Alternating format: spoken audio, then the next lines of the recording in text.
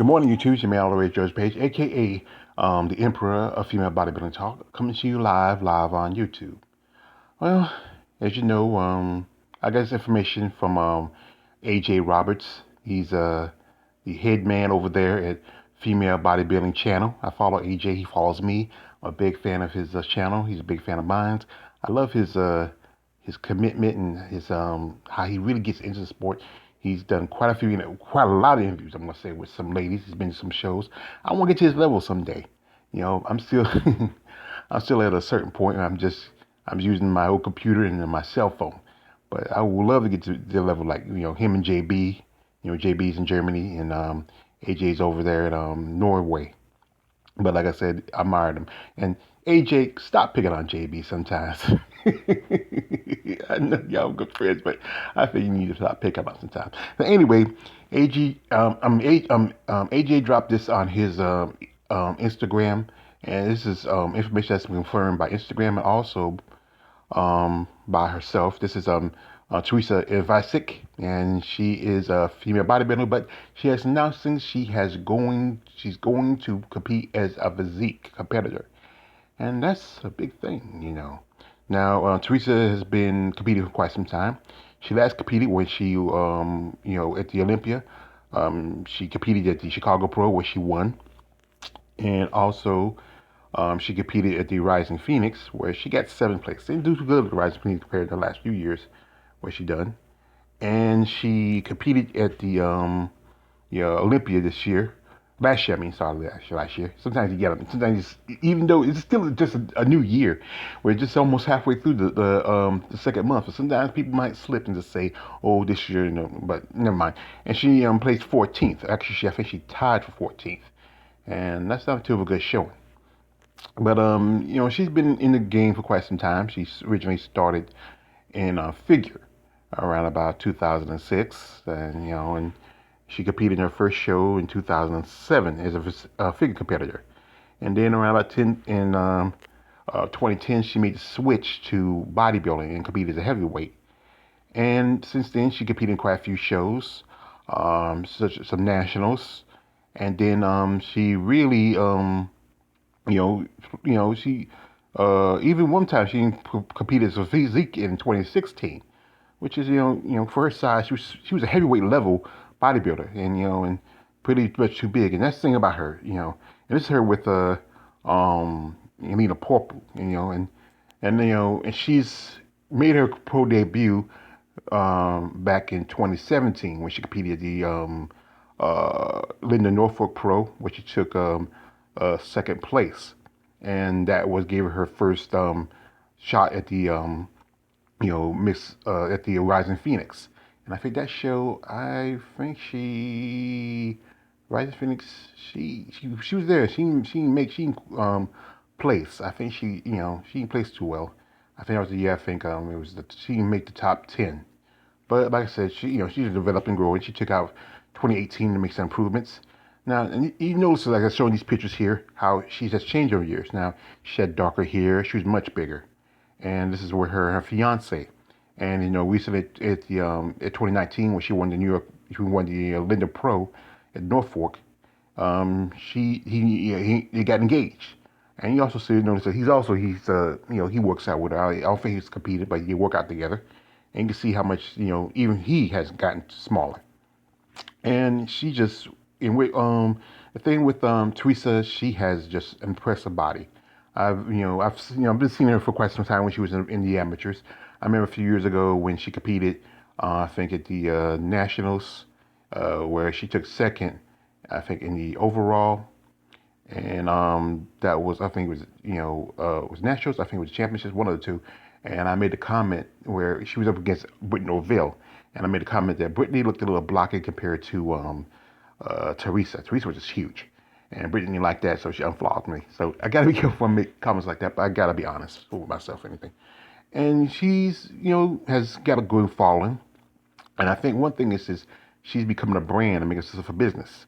Now she has been she's been, like I said, a model when she was competing as a figure competitor, and she also still models as a bodybuilder, and she's developed herself as a brand. Now right here you can see how This was like around about 2010, 2011 when she was heavyweight, and this is around about the mid, 2015, maybe 2016, I believe. And this was where from the, I figured the Norfolk. You can see the difference, how much she has, kind of been changing. I think ever since she got a pro card, she started to downsize a little bit. And I think mostly because I think she's I think or I'm like I follow certain channels and certain fans of bodybuilding, like the people that talk, how people gossip, and she started to feel like she needed to change the look.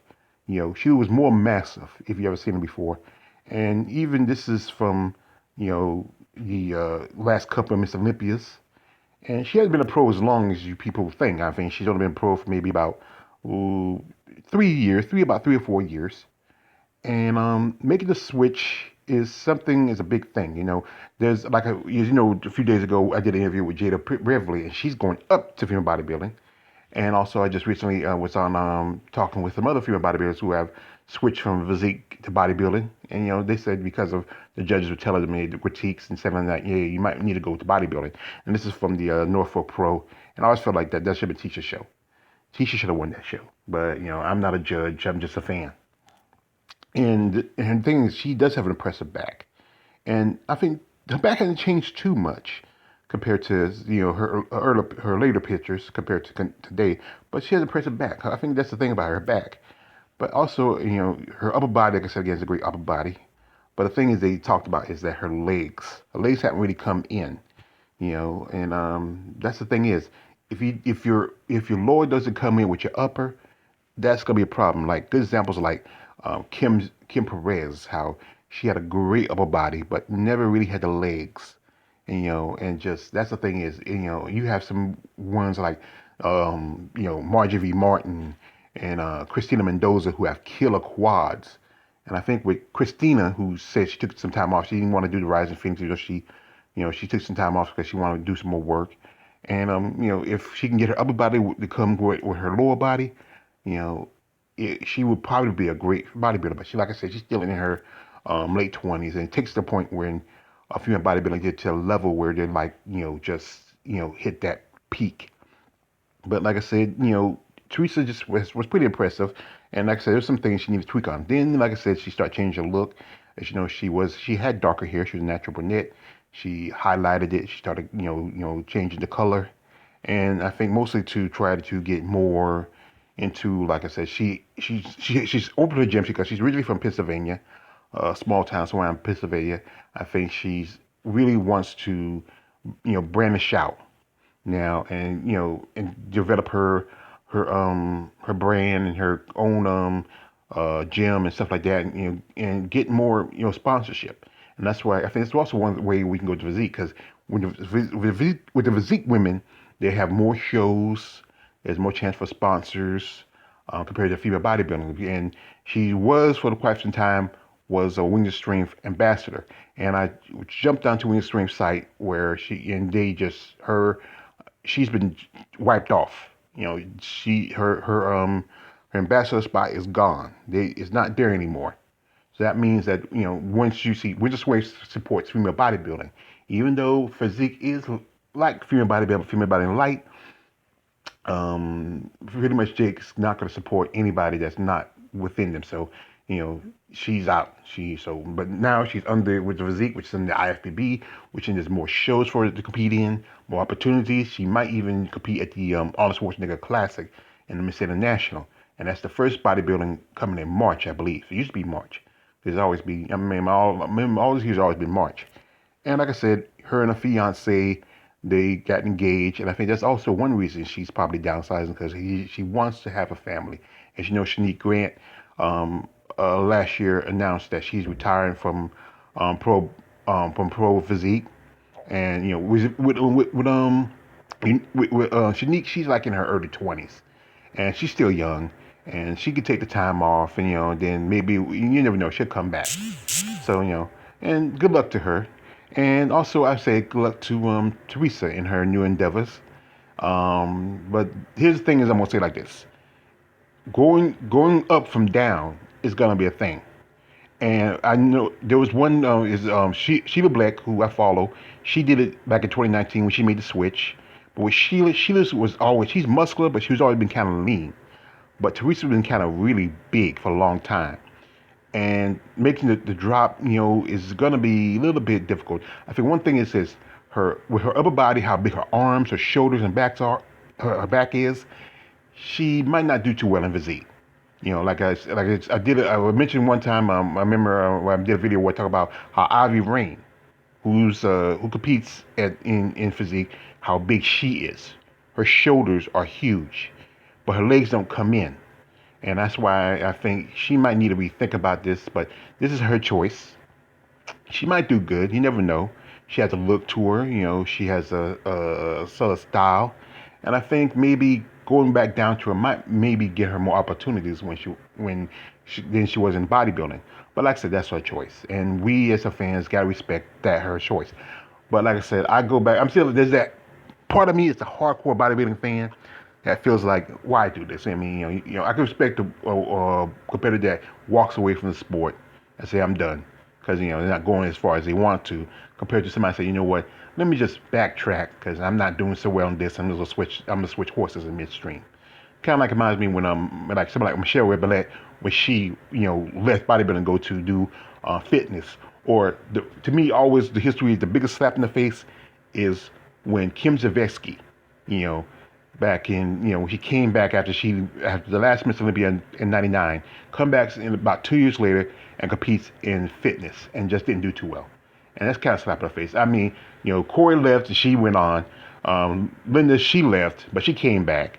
And, it's just, I think I could expect somebody a little more, this is just me. This is the part of me that's a hardcore body fan. I can expect somebody a little more that walks away and say, I'm done. Then somebody say, you know what, I'm really going to change my, I'm just going to change, I'm just going to flip flop. And that's why I say it's flip flopping. But if somebody feel offended by my opinion, but that's my opinion. And, and like I said, it's my choice to have it because this is my channel. I'm going to say what I'm going to say. But anyway, good luck to Theresa. Good luck to her future. I guess this is something she wants to do. That's her choice. But like I said, if you have an opinion of it, well, you think how you feel, say what you. If it's good, it's bad, whatever. That's how it is. This is life. Everybody has their own right to say what they feel. Anyway, hope to enjoy the rest of your day. It's your man, all the way George Page, aka the Emperor of Female Bodybuilding Talk. Don't like, subscribe. Don't subscribe. I'm out.